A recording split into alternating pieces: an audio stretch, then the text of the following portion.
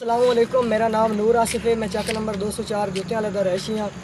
मेरा भाई 2 दिन तो लापता है। सानू आके गया मैं काम ते गया, लेकिन साडी नज़रों दे विच वो काम ते आ।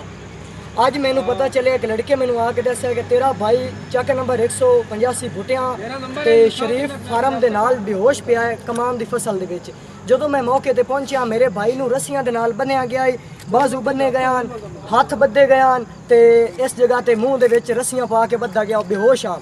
मैनू मुंडे वीडियो बना के भी सेंड की है, कॉल भी की क्या तेरा भाई है। मैं तो परेशान नहीं दी हालत नाल उत्थे पहुंचा। 15 नू कॉल की है, 15 वाले आए ने ASI साहब, उन्होंने वीडियो बनाई है, बयान लिया ने, उन्होंने सानू सिविल हस्पताल रैफर किया है। तो भाई और को बयान लै गए ने। भाई ने 3 लड़कियों का नाम दसिया, एक लड़के का 3 लड़के दसे गए, एक लड़के का नाम भी दसिया, इरफान नाम का लड़का दसिया कि वो साडे पिंड का है।